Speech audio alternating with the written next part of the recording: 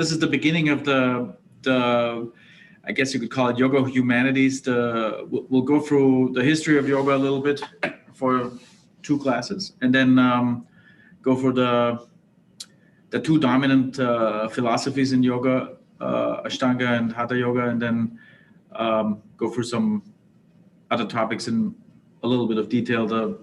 It's an overview of stuff that I've learned in India. I still feel like I'm not really an expert, but I've went to India multiple times, and on my last trip I was there for a 300-hour training, so it was almost 10 hours a day for a month. So I took notes, and these are some of the classes that Yoga and Health, and this is basically some of the classes that I took summarized. This is still not. I want to be in the middle. Am I in the middle? Yes. Can you guys see the slides? Yes. Okay. Yes. Then, so this is just the title of the slideshow. So there's a time before the written history of yoga, and there's a lot of evidence that yoga existed before the written documents. And there's the main question is really how did yoga come about, or what problem was it trying to solve? So one is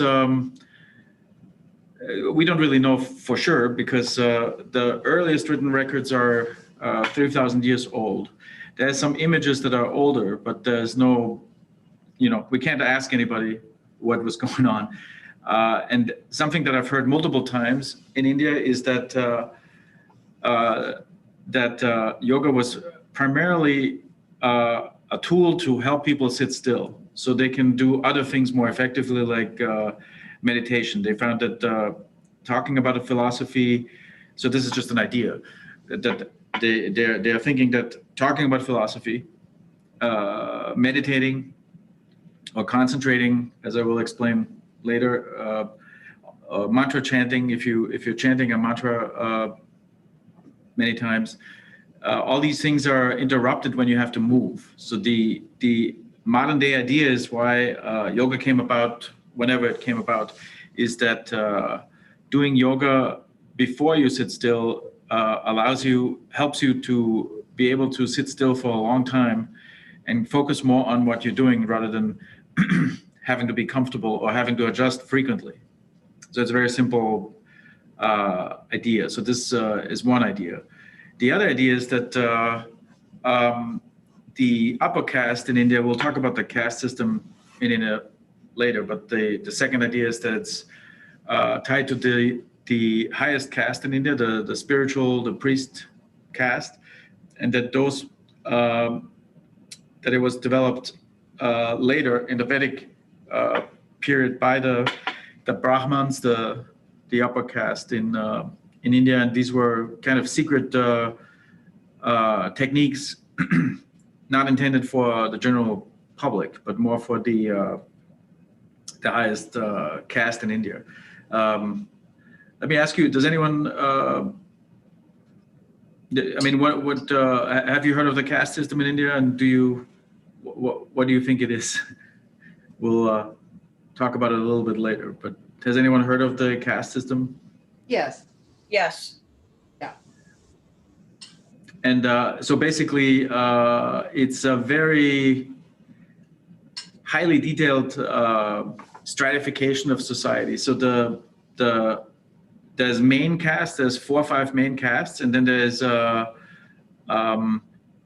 subcastes. There's thousands of subcastes. They're mostly determining what kind of work people are doing. So also it's very important in marriage. So if someone is, not today, but in earlier times, the marriage market, or your opportunities to marry, or your parents to arrange a marriage for you, was highly limited by your main caste and your subcaste. So that was one of the functions of the caste system, is to stratify who does what work, and so forth. There's also there's one caste. Well, it's not a caste. It's people outside the caste system. The Dalits, the people that don't have a caste. Those are the lowest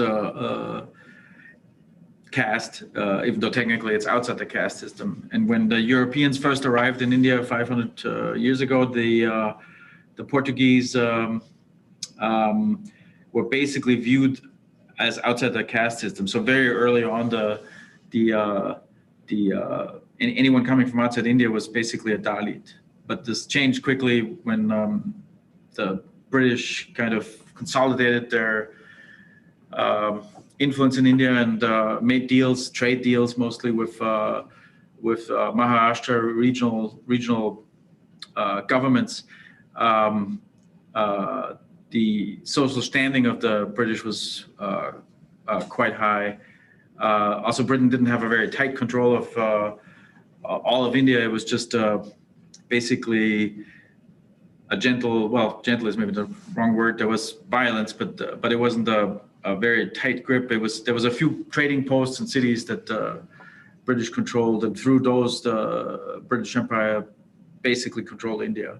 Also, India didn't really exist as a country. It was more like Germany in the 1800s or 1700s, a collection of little kingdoms that lived that were never unified. But anyway, that's a quick introduction to the caste system. In today's India, the the caste system isn't all that important, especially if you live in a big city. It's not gone. It's not. There's also a lot of Hindus that don't accept the caste system. So there's that. So it's a very, but it still exists. When I asked Indians how they know who someone is in the caste, they told me it's kind of like when you go to your country, you can tell probably pretty accurately if someone went to college or didn't go to college or something like that. That's more like the closest thing in our society is class. So if someone has money or doesn't have money, we can kind of maybe tell after just a couple seconds of talking to someone. So that's kind of the caste system in a nutshell.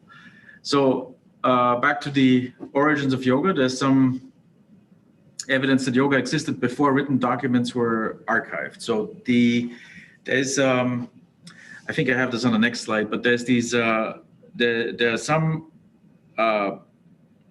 the early written documents in India were palm leaves that didn't survive very well. So there's some palm leaves that maybe got they were in a vacuum or something. We know that these palm leaves existed, but there's very few of them because of the biological material that the written stuff was on. There's also mantras from that are 3,000 years old, that are the Patanjali invocation, 2,500, 3,000 years old, that thank the Patanjali for writing down the rules of yoga for mental health. So this is a mantra, and the fact that it thanks a guy that lived a long time ago for writing down to getting the rules of yoga out of the oral tradition into the written form. So it's reasonable to assume that yoga was there before the written records existed. Now in India, I think there's a little bit of in yoga circles, people want to make it seem like yoga has been there for as long as possible, probably because when you can say our yoga has been here for 10,000 years, then it sounds more impressive. It must be it must be something that's almost eternal in its wisdom. So this is something that a lot of stuff that's being said in India, I think, is when I came home and tried to look it up, it was usually numbers that were smaller. So many scholars, so the 7,000 BC would almost be 10,000 years old. So we don't have anything written that's dated that far back. I think the oldest is 4,000 years old, and those some of the very oldest references to yoga are actually disputed because they could have been also other things. That doesn't mean yoga hasn't been around for longer than 4,000 years, but we don't know for sure.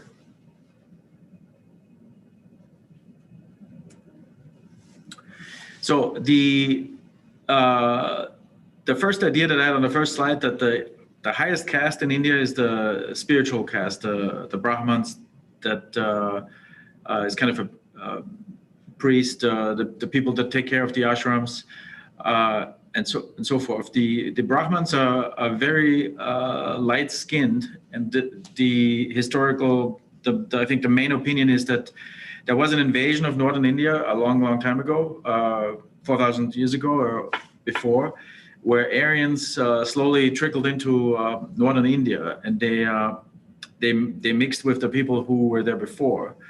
But the caste system basically started around that time, or at least the predecessors of the Brahmin caste mixed with the people that were there. What usually happens when large populations slowly mix is that ideas from the original population and the ideas of the newcomers are mixing and forming something new. So the caste system might have been something brought in, but potentially maybe this is also just something that was already there. But the skin tone, and I mean the ethnological research would suggest that the Brahmin caste would be something that came in with the influx from people in northern India. Also, I mean, if you ever went to India, there's also a north-south. I mean, India is really a collection of very diverse, different people. There's people who look more like Tibetans. There's, ethnically it's India, but there's a lot of different kinds of people in India. There's also a lot of different kinds of languages. There's Indo-European languages, and then there's languages that are completely unrelated to Indo-European languages. So there's Hindi, which is an Indo-European language, and there's, for instance, number 2. So 1 is ek, and 2 is do. So 2 in English, do in Hindi, de in French. So there's a lot of words that are very similar, and then of course there's a lot of words that seem to be completely unrelated. So the consensus is that if the Brahmins were the ones that invented yoga, or if it was a secret Brahmin technique to meditate better, or to be able to sit still longer, that it would not predate 2000, because the Brahmins weren't there before that. If there is something earlier, then we just don't know about it. Or if there's a suspicion of earlier manuscripts that disappeared, like these palm leaf rolls, then we just don't know. The first written record of yogic techniques is in the Rig Vedas, which is roughly 1500 BC. So that is where we can start analyzing things a little better, 1500 BC.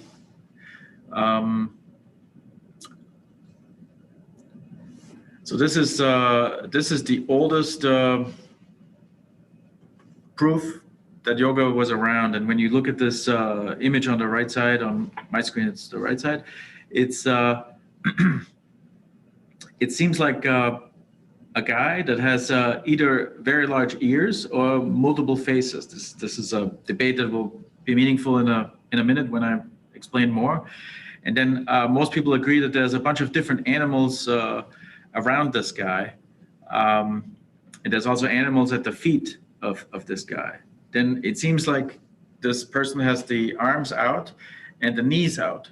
This is a yoga pose. So this so easy pose is when you sit cross-legged, so your feet are kind of under your knees, but when your feet are next to each other, they're kind of tucked in next to your pelvis, and the knees are further out. This is a yoga pose that the god Shiva was oftentimes in. So this is many people think an early depiction of Shiva in a yoga pose. Shiva Shiva in a yoga pose is interesting because Shiva is also, if you're a Hindu, the prince of yoga. So the fact that Shiva is usually depicted with wild animals that he controls is significant for yoga, because Shiva is supposedly the prince of yoga. So this is 4,000 years old or 4,200 years old. It's called the Pashupati Seal. So someone used this as a seal. It's very small. This is kind of blown up. It's really just this big. But this is the earliest. This is datable, and this is the earliest physical evidence of a yoga pose. There's other ideas. There's so Shiva is also presented with multiple faces usually. I have this on the next slide. Nope, I don't have it on the next slide. But this is one modern day depiction. So there's multiple faces. So the discussion here is that the nose of the face on the side, or is that large ears? And the alternative explanation is that there's a god that has large ears. That's from a different tradition. There's Dravidian dialects in southern India, middle to southern India, that are not Indo-European. So they're saying it also resembles this. It's a bull god with the horns. So the horns are not typically depicted with Shiva. But again, this is 4,200 years old. So I think the majority of people in the yoga world would argue this is Shiva, but it's difficult to agree on something, and it's really not that important. It's just when people talk about yoga and they say it's been around for 10,000 years, it's really not that much evidence.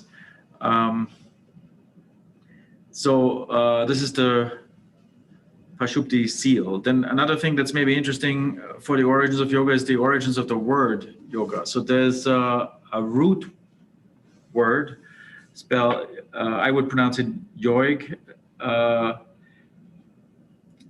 Y-E-U-G. That's a Proto-Indian European root word meaning to join.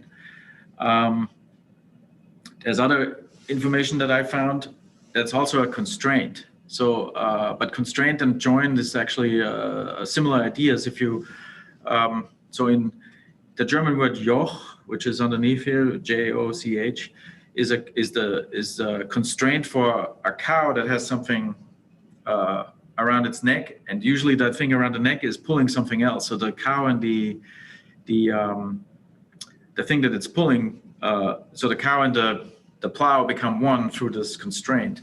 So joining and constraining is, we use them completely differently, but they're actually kind of similar ideas described with one word. And then in old scriptures, yoga is yog or jog. And then in India, people say that when the English arrived 300-400 years ago, they added an A to everything. So there's lots of towns in India that don't have an A in Hindi. Gokan is the name of the town, and then the British added an A. So with yoga, it's the same. It went from yog to yoga. So in Hindi, people still say yog, and because yoga is such a widely used word today, that also in Hindi some people add the A, but it's a kind of an English invention or British. They have this intrusive R in British English, and so this is when a word ends in a consonant, it's easy for English speakers from Britain to add an A. So this is the root of the word yoga. So the constraint around the cow's neck, and the word yoga are coming from the same original root word. So this is another image of Shiva here, without the animals, but with the multiple faces. And because the seal is so small, some people argue, okay, the faces that are facing to the side are maybe just are not clear because this is very old, and it's just a tiny seal. So also the caste system is kind of interesting. It's supposed to come from Shiva's. If you are a Hindu, the priests and the teachers, the Brahmans, they come from the brain of Shiva. This is a Hindu belief. Then the warriors and the rulers are the second highest caste. It comes from the arms. And the farmers and the traders and the merchants come from the legs. And the laborers, the lowest caste is coming from the feet. So these are the main four castes. And the Dalits, the outcasts, are the people who did the worst work. I think they also skin animals, not cows, but anything, any leather production in India is used to be Dalits. So outcasts is the more correct term, I guess. So I already said there's thousands of subcastes. It's mostly organized by occupation, and it's less relevant in modern urban India. So if you are an outcast in modern India and you started, actually I know a guy who did just that. He started a German bakery. So there was lots of Indian towns have a German bakery for some reason, but there was in Pune, in a town where I spent some time in, there's a Dalit who had a little cart, started to make German bread, then started his own German bakery, then started many of those German bakeries in Pune, and then became a very rich and influential guy. So if you are an upper caste Indian person and for some reason, if you have a daughter and you are dealing with a rich, successful Dalit, there would be a marriage possible. But the caste system isn't gone completely. It would be difficult for a Dalit that sleeps on the street to marry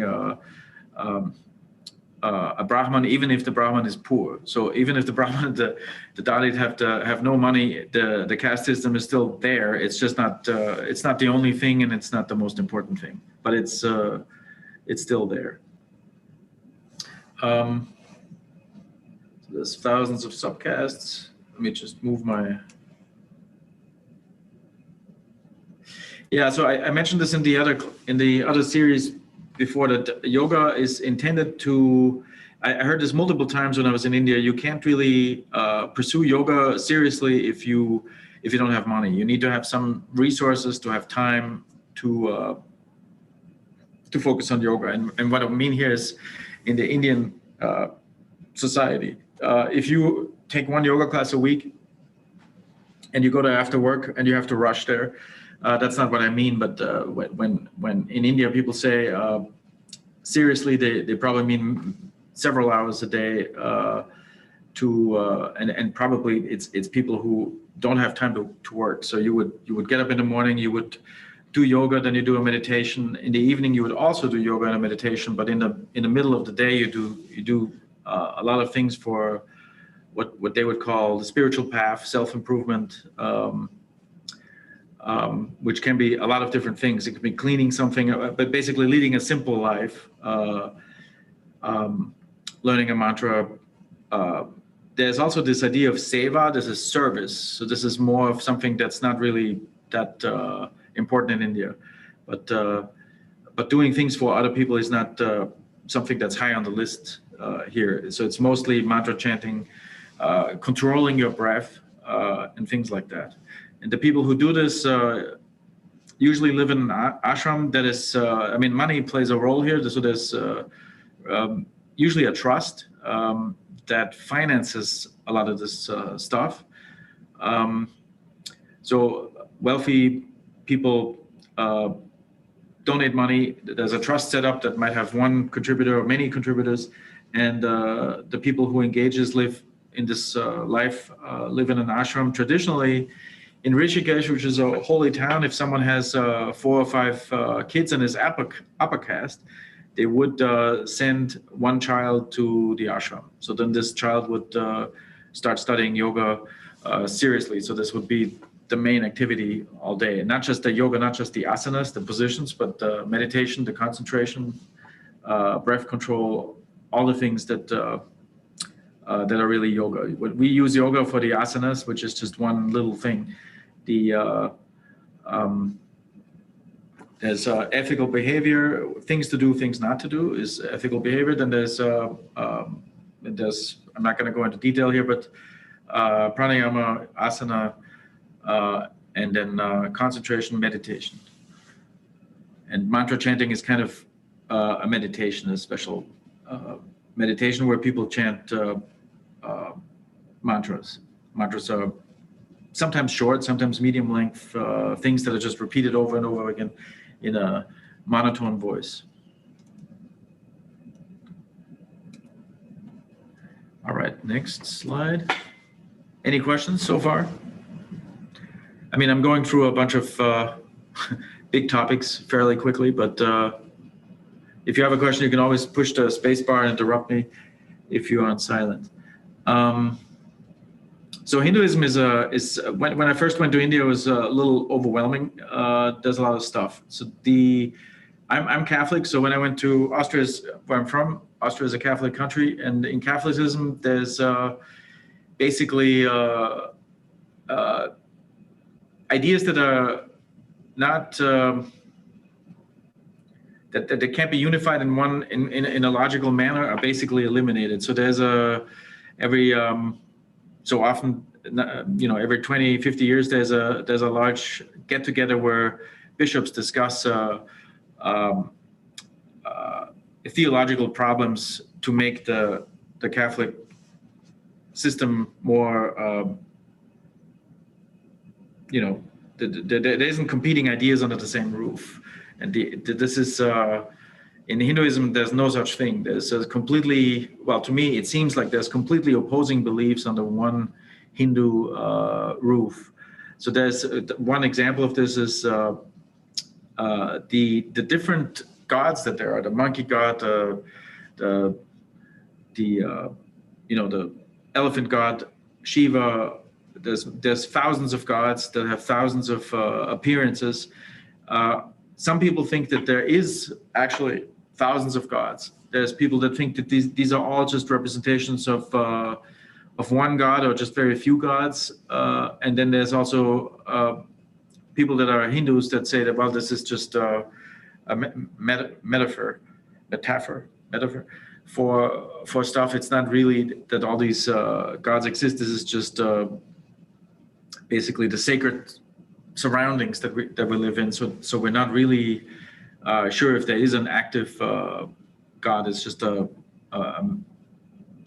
symbol of something.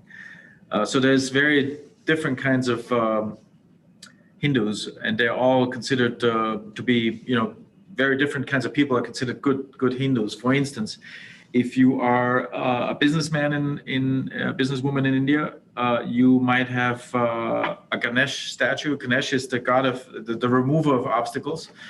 So, and in the morning you pray to Ganesh and you put a little incense in, and maybe oftentimes people put a little bit of a coconut under the Ganesh as a sacrifice, as a puja. And maybe the only other thing you do is you donate money to a Ganesh temple. And if you have a Mercedes and you drive through the slums, you're still a good, you're not a bad Hindu. You're donating money and you're praying to Ganesh. Also, if you go to a Shiva temple, some Shiva temples celebrate Shivarati. This is one 3-day, 5-day festival where people drink something called a bonglasi, which is a milk drink with ganja, with marijuana. So families, maybe not small children, but teenagers, the grandparents, everybody's drinking these, and then they basically are high for a day or so. So this is another way. If you're a Shiva worshiper, you never pray to Ganesh, you go to a Shiva temple, you celebrate Shivarati. Many Indians go to multiple temples, but they have favorite temples where they go to. So Hinduism as a system is extremely diverse. It's temple and ashram focused. So people go to their favorite temples or to many temples. They also go to so like I said, the difference between Shiva and Ganesh is huge.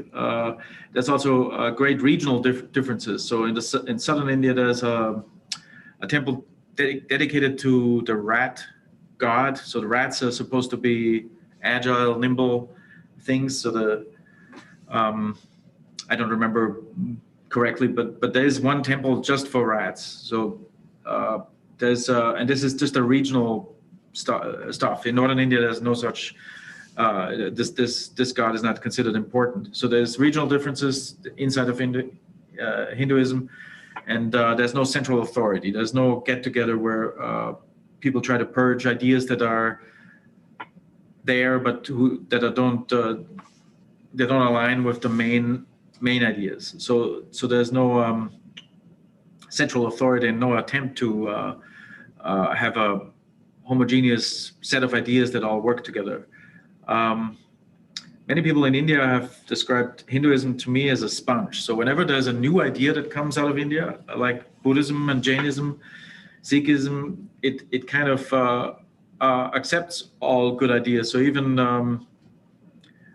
Christian ideas, I mean, less so, but Buddhism is a better example. When the Buddhists and the Jains came up 2,500 years ago, a lot of the ideas that the Buddhists and the Jains came up with were kind of accepted by many Indians, by many Hindus. And Mahavira is the leader of the Jains. Many Hindus go to Jain temples to pray to Mahavira, and many Hindus also go to Buddhist temples. Buddhists don't necessarily go much to Hindu temples, and Jains don't go much to Hindu temples, but Hindus in general accept basically a lot of different ideas, not the same people, but there's this idea. So how does this work? If you come from a Western background, it seems crazy, but one big idea in Hinduism is to keep your ideas to yourself, to avoid conflict. So non-violence is also arguing. So I'm sorry, violence is considered to be argumentative, arguing with other people. So not just physical violence. So this idea of non-violence in this way has kind of facilitated this sponge of Hinduism, where lots of seemingly opposing ideas are in one under one roof, under one umbrella. Yeah. So Hinduism also has a trinity. The Brahma is the creator, Vishnu the operator, and Shiva is the destroyer. So for yoga, there's a lot of the assumption today is, so we don't have any proof of this, but the assumption is that just like it used to happen in the not so distant past. For instance, in Rishikesh, there's hundreds, and it's one of the capitals of yoga. There's hundreds and hundreds of ashrams and trusts that are dedicated to training people in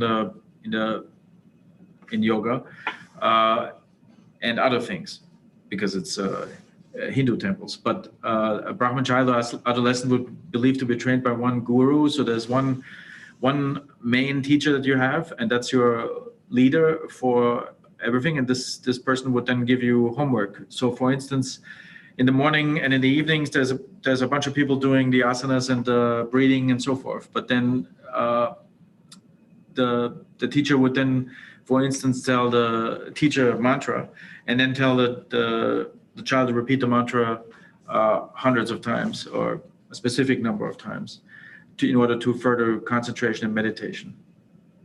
They would teach the kids or the adolescents in ethics, and demand discipline and total dedication to yoga. So the gurus in India are also considered spiritual leaders. So it's not just the asanas, because of all this other stuff. People would, so a guru would usually have students, but also would be available to the public for general spiritual questions and also practical questions. Like, for instance, ashram where I was, some of the people that lived there were asked by people who came to the ashram if they should seek a promotion, or they would complain that their lifestyle is so hectic and stressful, and ask for help. So this is similar to Catholicism. My favorite example is my uncle is a Catholic priest. He gets asked about marital advice, even though he was never married. But so this is kind of in an ashram. This is some of the stuff that goes on here today. And in Rishikesh, people believe that this is how yoga was organized, deeply embedded in the Hindu tradition, in the ashram, through the guru-student relationship. So there was no written records of anything, but it would always be passed on the same way. So different ashrams would have slightly different emphasis on different things, but basically the education of the students was similar across ashrams. So this is kind of Shiva, the god of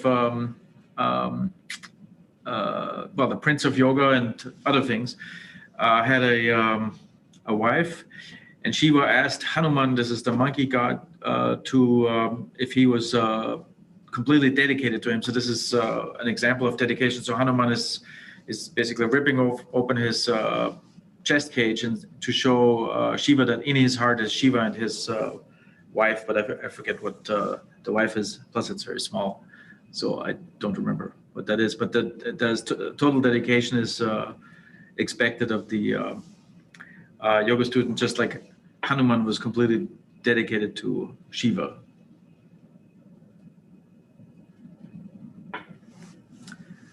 I think I already did this. The modern. Yeah, I think I covered all this. Except for the last line, there's in Rishikesh. There's a lot of mountains and forests and so forth. There's a lot of people who are attracted to yoga through one leader that they heard about, or in people in their teenagers or older want to go their own way. It's kind of frowned upon in India to go on the enlightenment path on your own. So they say that there's people who are naturally gifted. This is very exceptional, but usually you would have to read and study before you go on the path of enlightenment. So it's something that requires discipline, not so much creativity. So there's basically a one glove fits all approach. So you got to go through all these things to be able to control your thinking. And when you are able to meditate without concentrating, so concentrating is a pre-stage of meditation. When you reading all the Vedas and the sutras and a bunch of other stuff, when you're at the end, you can go on your own. So there is people around Rishikesh specifically because it's a holy town that basically live in nature. They're usually mostly middle-aged older men that live in nature, and they sometimes they meditate for a couple hours in the morning, and that's it. But otherwise, they just sit by a lake or a river. I mean, there's not a lot of people like that, but there's quite a few, 100 maybe, around Rishikesh. They're all over India too, but a lot of those people that say they are on this path haven't gone through any training. So there's people who are attracted to the spiritual life, but they don't go through this. So in Rishikesh is basically the university for the university town for a spiritual yogic life. So that's they highly they basically say when you're not trained in all these techniques, you basically live in the forest and you go crazy because you weren't ready. You haven't done any study. But that's something I heard a few times in Rishikesh. Also, there's a lot of people who have orange clothing, which is kind of a sign that you are a sadhu, someone that is it's a different word. So you're not teaching anyone, but you are dedicated to a spiritual life, basically as a ways to receive free meals. So in Rishikesh, lots of people get the ashrams get donations, but if you live on your own and people in the villages surround in the forest know that there's a spiritual man living in the forest, they get gifts and free meals. So there's lots of people who supposedly do this. I don't know for sure, but this is my last slide, I think. Yeah.